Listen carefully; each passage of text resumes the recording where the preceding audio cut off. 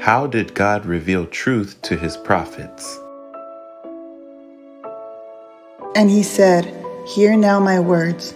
If there be a prophet among you, I the Lord will make myself known unto him in a vision, and will speak unto him in a dream.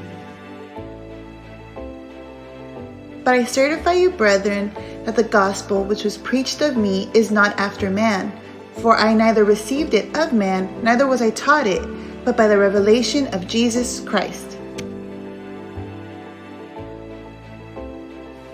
The Bible says that God revealed himself to his prophets through visions, dreams, and the revelation of Jesus Christ. They didn't receive these things from other men. There are also other examples of God sending an angel to speak with his prophets, like with Daniel. Additionally, God said that he spoke mouth to mouth with Moses.